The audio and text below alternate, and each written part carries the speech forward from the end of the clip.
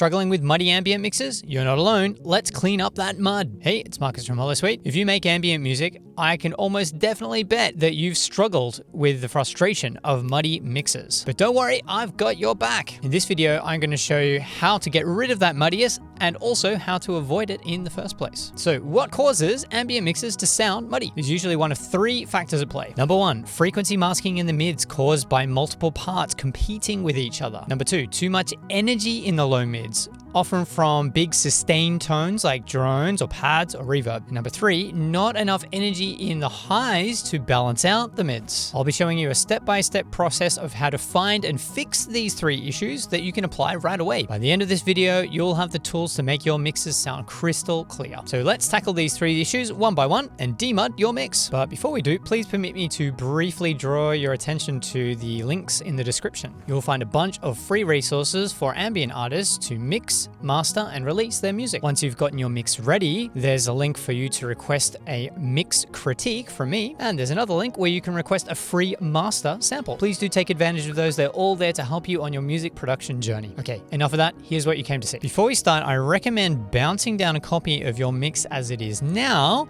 so that we can compare to it later on. Once you've done that, let's go on to step one. All right, here's the track we're working with today. Let's take a listen.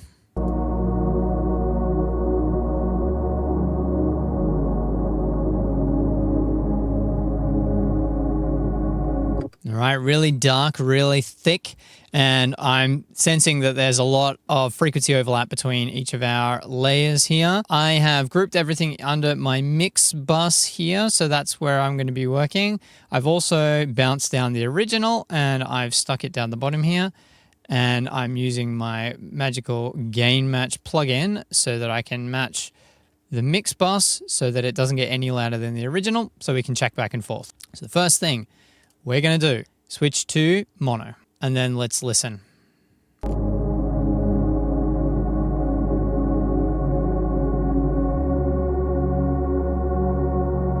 So everything sounds really indistinct, right? We can't tell which layer's which. So what we're going to need to do is go through and work out which layers are crashing into which other layers. So to that effect, I have added Pro Q4 to each one of my tracks here so that I can compare them. So let's play them again. If I turn this on, it'll show me where there's potential collision between all of the tracks, right? So between this track and this track, there's these frequencies that are crashing into each other. Between this track and this track, there's a bit of the bass, and then there's some in the mids as well.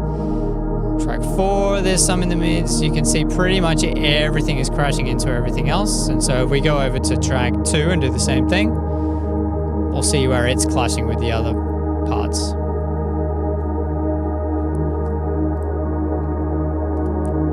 Right, so there's a heap of overlap. If we remove that overlap, we're probably going to get a much cleaner sounding mix, and it will be less muddy.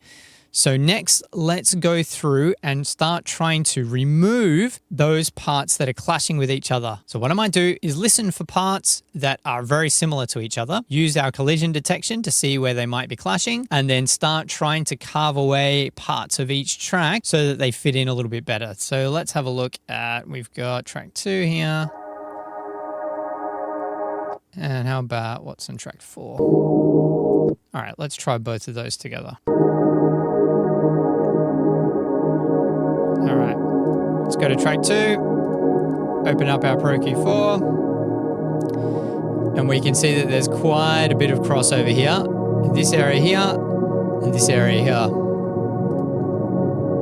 We need to preserve what's important about each of these tracks. So we need to look at what the fundamental part of each track is, preserve that, and then start to cut away the parts that are less important.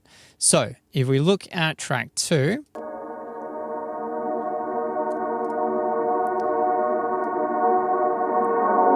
let's say this area here around 1 kilohertz, much more important than the lower end because that other track has a lot more lower end in it. So let's try and preserve this and start looking where we can cut at the bottom end. So let's jump over to track 4.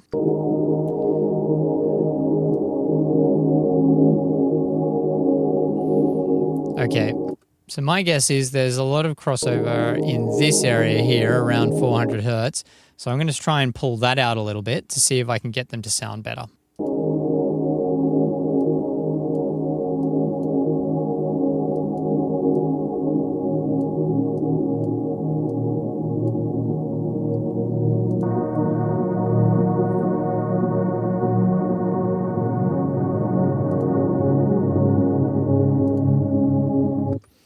All right, now let's go over to track 2 and start carving away that bottom end there to see if we can give some more space for track 4.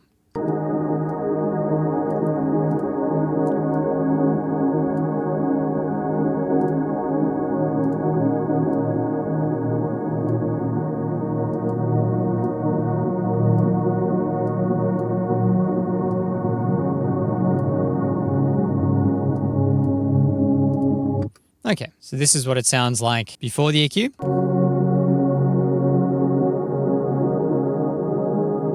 And this is after EQ. A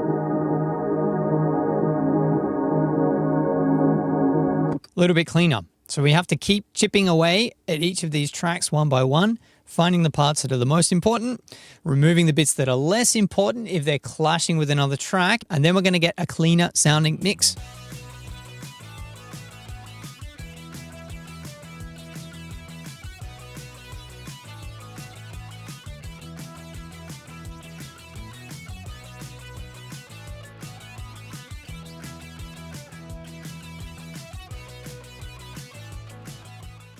Six and a half hours later. All right, so I've done all that in mono. Now I'm going to turn my mono off and let's see the difference between the before and after. So here's the before.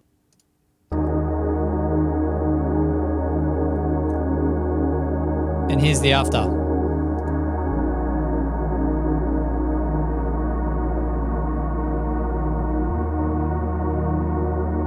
Before again.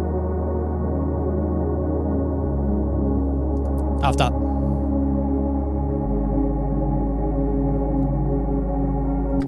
So suddenly everything is a little bit easier to hear and everything feels like it has a place. It's a little bit brighter because I've tried to emphasize some of the higher parts because before it was incredibly dark.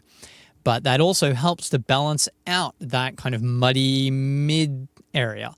And we can keep refining this until we get it absolutely perfect. Okay, we've carved away some of the mud, but maybe we can look at the overall tone of the track to see if there is still too much energy in one part of the mix, and then we can start to carve away at that at the mix bus level. And just to make it more obvious, because I probably did too good of a mix in the earlier part, I've added a bit of extra mystery EQ that we're going to try and carve back out now. So let's imagine that this is a mix that still has too much energy. Let's have a quick listen again. Open our Pro Q4. Now we can start to hunt around for where that energy is. Somewhere around here, I can hear it. Maybe 300. So let's try and pull it out a little bit.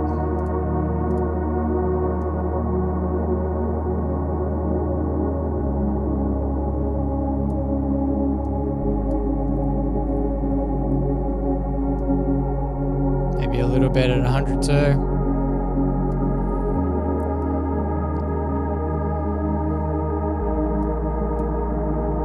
Bypass.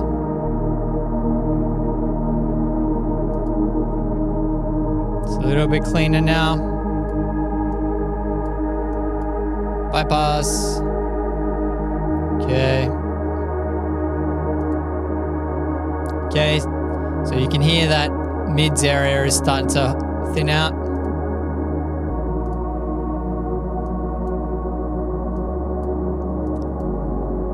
So just be gentle, you don't need to overdo it. I like to go a little bit too far and then pull back again, right? Probably too far. And then pull it back in.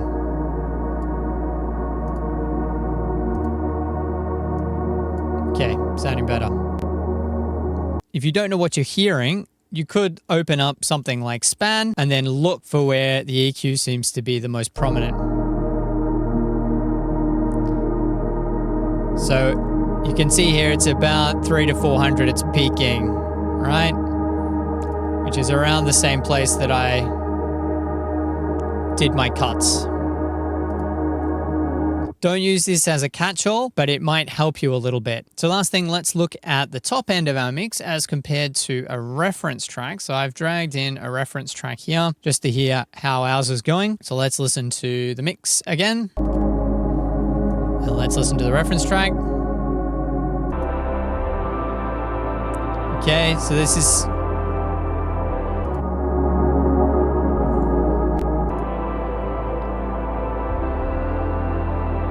So we've got a lot more scope to go in the top end. So there are two ways we could do this. I could try and do it at the mix bus end, but there's not a lot in there at the moment. So if I bring it up, it doesn't sound much different. Maybe a little bit.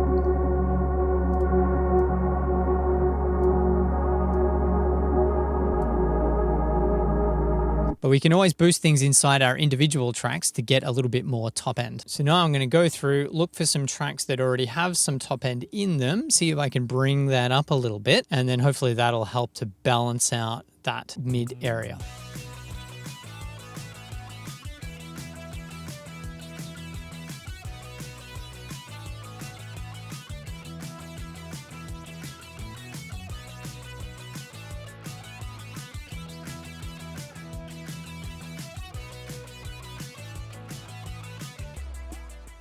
"2,000 years later." And as you can see, there's obviously not a lot of top end in these tracks, which is why this track is so dark. But perhaps a little bit of creative saturation might get us where we want to go. I'm using the Ozone Exciter, which I really like because it is multi-band, so I can focus on just the top end of some of these tracks. But obviously you don't have to use anything this fancy. Just whatever does the job that will give you a little bit more top end will be great.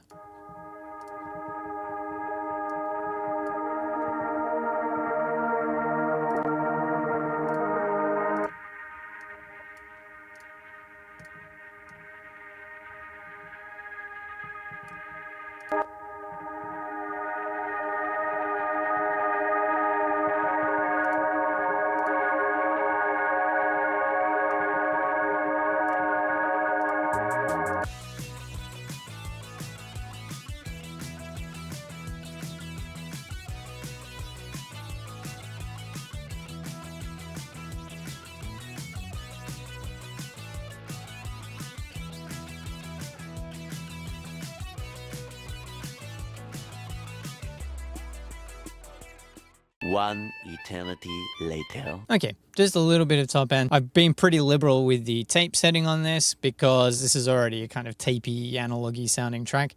Obviously, just be careful it doesn't sound too silly and overblown, but I think this has probably gotten us a little bit more top end. Let's compare the original to the mix. So let's start with the original.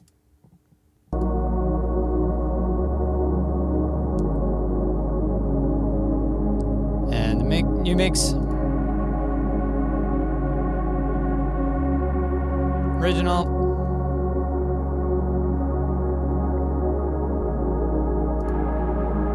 Mix. So it's feeling a lot more balanced now. So we've done that by pulling out the area that was ballooning out too much, adding a little bit more top end to try and give it more balanced sound. And all these things work together to remove that mud from your mix. That's it. I hope that helped. Let me know in the comments how it worked for you. I always love to hear success stories. And if you're still having trouble telling whether your mix sounds muddy, perhaps you might want to check out this video, which shows you how to set up your mixes to keep as much objectivity as you can and make it easier to pick up these problems early in the production process. Until next time, keep making music. Cheers.